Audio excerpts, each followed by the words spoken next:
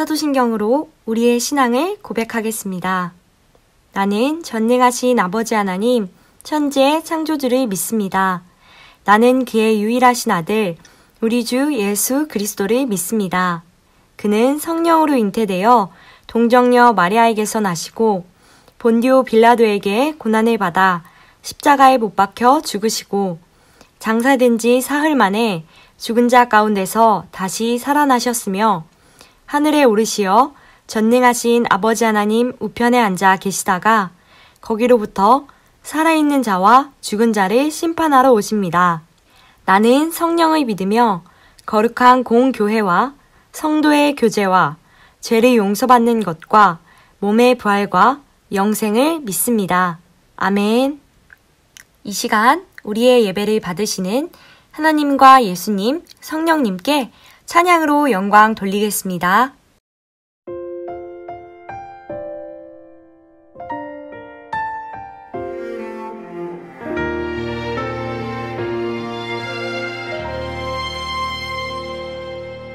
나는 하나님을 예배하는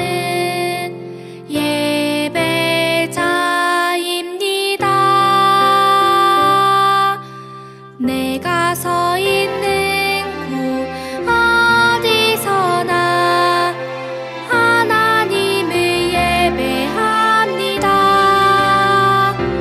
내 영혼 거룩한 은혜를 향하여 내 마음 완전한 하나님 향하여 이곳에서 바로 이 시간 하나님을 예배합니다.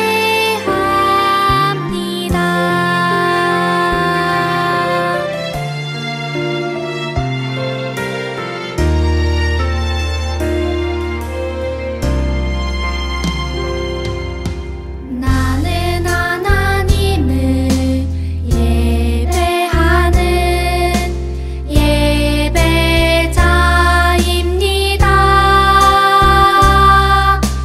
내가 서 있는 곳 어디서나 하나님을 예배합니다. 내 영혼 거룩한 은혜를 향하여 내 마음 완전한 하나님 향하여 이곳에서 바로 이 시간 하나님을 예배합니다.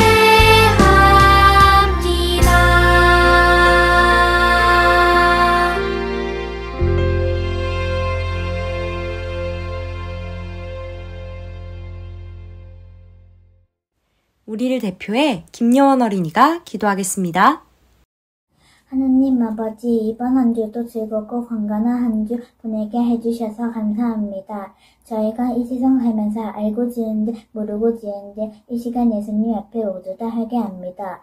또 코로나가 빨리 끝나 마스크 벗고 즐거운 생활할 수 있게 해주세요. 예수님 이름으로 기도드립니다. 아멘. 허미정 부장 선생님께서 말씀 전해주시겠습니다. 샬롬. 선생님이 하는 말을 듣고서 누구와 관련이 있는지 한번 알아맞혀 보세요. 낙타터로, 가죽띠, 메뚜기와 석청, 그리고 요단강. 과연 이 사람은 누구일까요? 맞아요. 세례 요한이에요. 오늘은 세례 요한이 이스라엘 사람들에게 무슨 말을 했는지 한번 알아보도록 하겠습니다. 오늘 우리에게 주신 하나님의 말씀은 마태복음 3장 6절에서 8절 말씀입니다. 우리 함께 찾아보겠습니다. 다 찾았으면 우리 한 목소리로 읽어보겠습니다. 시작! 자기들의 죄를 자복하고 요단강에서 그에게 세례를 받더니 요한이 많은 바리새인들과 사두개인들이 세례 베푸는 대로 오는 것을 보고 이르되 독사의 자식들아 누가 너희를 가르쳐 임박한 진노를 피하라 하더냐. 그러므로 회개에 합당한 열매를 맺고. 아멘.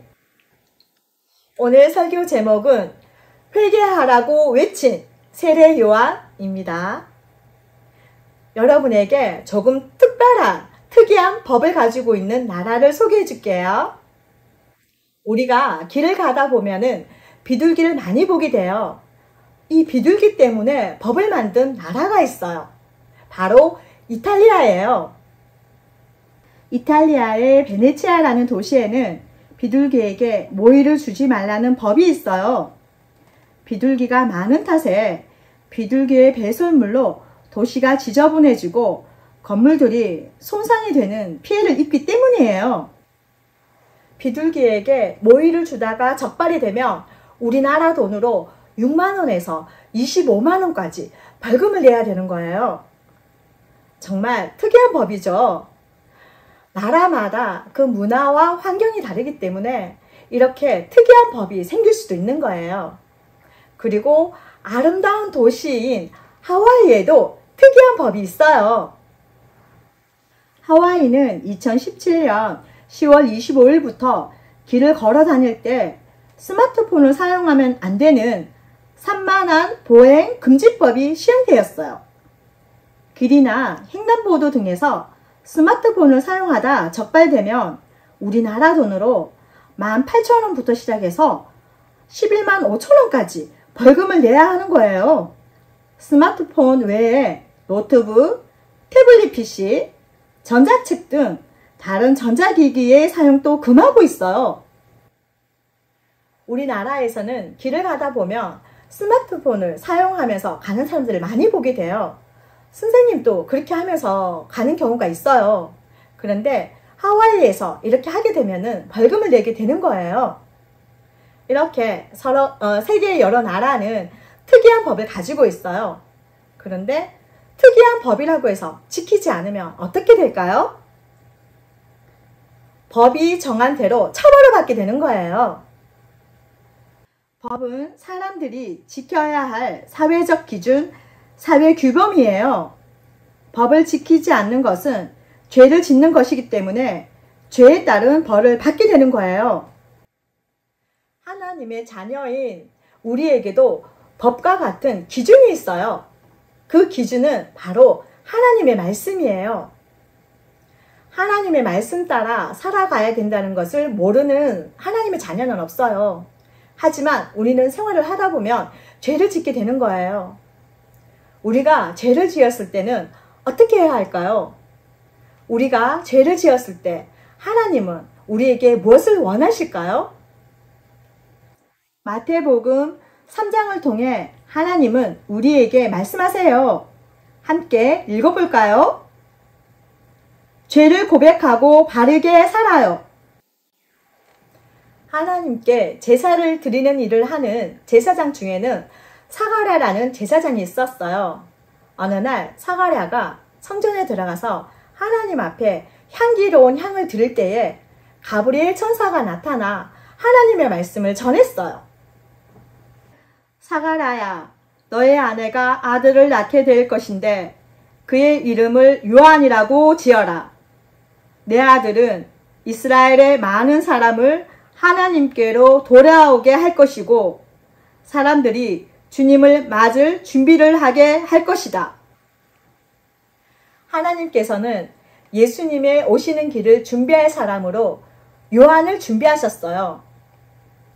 아브라함과 사라가 나이가 많았지만 하나님의 약속대로 이삭을 낳은 것처럼 사가랴와 엘리사벳도 나이가 많았어요. 하지만 하나님의 말씀처럼 아들을 낳았어요. 그 아기의 이름이 요한이에요. 시간이 흘러서 요한은 어른이 되었어요. 요한은 광야에서 낙타터럭과 가죽띠를 띠고 메뚜기와 석정을 먹으며 지냈어요. 그는 사람들에게 하나님의 말씀을 외쳤어요. 회개하십시오! 천국이 가까이 왔습니다. 우리 친구들, 요한이 외친 회개하라는 말은 무슨 뜻일까요? 회개는 우리가 하나님을 떠나 자기 마음대로 사는 죄를 고백하고 죄에서 돌아서서 하나님의 말씀대로 바르게 사는 것을 말해요. 회개하라는 요한의 외침을 들은 사람들은 자신들의 죄를 깨닫고 요한에게로 나왔어요. 그리고 요한에게 와서 그들은 자기의 죄를 고백하고 이제는 바르게 살겠다고 다짐을 했어요. 그리고 요한에게 죄를 용서받았다는 표시인 세례를 받았어요. 그래서 사람들은 요한이 세례를 주었기 때문에 세례 요한이라고 불렀어요. 세례를 받으러 온 사람들은 세례 요한에게 하나님을 향하여 바르게 살아가려면 어떻게 해야 하는지를 물었어요. 요한은 옷이 2벌 있는 사람은 하나도 없는 사람에게 나누어 주고 먹을 음식이 있는 사람은 음식이 없는 사람에게 나누어 주라고 말했어요. 이번에는 세금을 걷는 세리들이 요한에게 세례를 받으러 와서 자신들은 어떻게 해야 하는지 물었어요. 요한은 정해진 세금 외에 더 많은 세금을 거두지 말라고 말해 주었어요. 군인들도 요한에게 와서 자신들은 어떻게 해야 하는지 물었어요. 요한은 사람들로부터 강제로 돈을 빼앗거나 거짓말을 하지 말고 자신이 임금으로부터 받는 돈에 만족하며 살라고 말해 주었어요. 이렇게 세례 요한은 많은 사람들에게 자신의 죄를 고백하고 그리고 하나님 앞에 바르게 살아야 한다고 말을 했어요. 마태복음 3장 8절의 말씀을 우리 함께 읽어보겠습니다. 그러므로 회개에 합당한 열매를 맺고, 한 번만 더요. 그러므로 회개에 합당한 열매를 맺고. 우리 친구들, 사람들은 하나님께서 만드신 피조물이에요. 예수님처럼 완전할 수가 없는 거예요. 그래서 우리는 생활을 하다 보면 하나님이 싫어하는 죄를 짓고 살아갈 때가 많이 있어요. 내가 잘못을 했는데 그것을 숨기기 위해서 거짓말을 할 때가 있어요. 그리고 누군가를 미워하거나 누군가에게 질투를 할 때도 있는 거예요. 그럴 때 우리의 죄를 하나님께 고백하고 죄에서 돌아서서 하나님의 말씀대로 바르게 살아가야 하는 거예요. 그런데 중요한 것이 있어요. 내 죄를 회개했다고 하면서 또다시 그 죄를 계속 반복한다면 정말 그것은 회개한 모습이 맞을까요? 회개한 사람은 죄에서 돌이켜서 하나님의 말씀 따라 살아가는 사람이라야 하는 거예요. 하나님의 말씀 따라 살아가며 거기에 합당한, 회개에 합당한 열매를 맺고 살아가는 것이 진정 회개한 사람의 모습인 거예요. 우리 친구들, 우리는 죄를 지을 수 있어요. 그리고 실수할 수가 있어요. 사람들은 자기의 노력과 의지로 죄를 짓지 않고 살아가기는 너무나도 힘들어요. 그래서 우리는 날마다 하나님 앞에 나의 죄를 고백해야 해요. 하나님, 제가 죄를 지었습니다 라고 고백하기보다도 하나님, 내가 오늘 어떤 경우에 누구에게 어떤 말로 어떤 행동으로 죄를 지었습니다. 그것은 이렇게 잘못된 모습이었습니다. 하나님, 내가 다시는 이 죄를 짓지 않게 도와주세요. 나의 의지로는 이것을 해결할 수가 없습니다. 하나님께서 날마다 저를 붙잡아 주시고 저를 인도해 주세요. 성령님께서 내가 하나님의 길을 갈 수 있도록 인도해 주세요라고 기도를 해야 하는 거예요. 하나님께서는 우리의 그 기도를 기뻐하세요. 그리고 우리가 하나님 앞에 바르게 살기를 원할 때 하나님은 우리를 반드시 붙잡아 주세요. 그리고 우리를 승리하게 해주시는 거예요. 친구들, 우리의 힘으로는 할 수 없는 일을 할 수 있는 것이 바로 하나님께서 일을 하시기 때문이에요. 우리는 그 하나님을 의지하고 하나님 앞에 기도하며 하나님 앞에 하나님께서 주시는 그 은혜와 사랑을 많이 받도록 노력해야 하는 거예요. 우리는 날마다 하나님의 자녀로 회개하며 하나님이 주시는 그 은혜를 누리는 회개에 합당한 삶을 살았으면 좋겠어요. 우리 한 주 동안 또 우리의 죄를 하나님 앞에 고백하며 또한 회개하고 하나님이 보시기에 기뻐하는 삶으로 살아가는 저와 여러분이 되었으면 좋겠어요. 하나님은 우리가 이렇게 하나님 앞에 하나님의 길을 가기를 원할 때 하나님은 우리를 반드시 승리하게 해주신다는 것을 꼭 기억했으면 좋겠어요. 우리 함께 기도드리겠습니다. 하나님 아버지 감사합니다. 사람들은 뭐가 죄인지 모르고 살아갈 때 하나님께서는 세례 요한을 통하여서 죄가 무엇이고 하나님이 기뻐하시는 것이 무엇인지를 가르쳐 주셨습니다. 하나님, 저희는 예배를 통해서 하나님의 말씀을 듣고 또한 하나님께 감사를 하는 찬양도 합니다. 저희가 선생님을 통해서 또한 목사님을 통해서 또한 저희가 하나님의 말씀을 성경을 읽을 때 기도할 때 하나님께서 원하시는 것을 알게 됩니다. 하나님, 저희가 하나님께서 말씀하신 대로 살아갈 수 있는 하나님의 자녀가 되도록 인도해 주세요. 죄를 멀리할 수 있는 그 힘이 저에게 있는 것이 아니라 하나님께서 성령님께서 저희와 함께 하실 때 저희가 그렇게 살아갈 수 있는 것을 알았습니다. 하나님, 저희가 회개에 합당한 삶을 살아가 하나님을 기쁘게 해드리는 자녀가 되도록 인도해 주세요. 성령님, 한 주 동안 저희를 지켜주세요. 이 모든 말씀, 우리를 날마다 승리하게 하시는 우리 주 예수 그리스도의 이름으로 기도드립니다. 아멘. 주기도문으로 예배를 마치겠습니다. 하늘에 계신 우리 아버지, 아버지의 이름을 거룩하게 하시며 아버지의 나라가 오게 하시며 아버지의 뜻이 하늘에서와 같이 땅에서도 이루어지게 하소서. 오늘 우리에게 일용할 양식을 주시고 우리가 우리에게 잘못한 사람을 용서하여 준 것 같이 우리 죄를 용서하여 주시고 우리를 시험에 빠지지 않게 하시고 악에서 구하소서. 나라와 권능과 영광이 영원히 아버지의 것입니다. 아멘. 광고하겠습니다.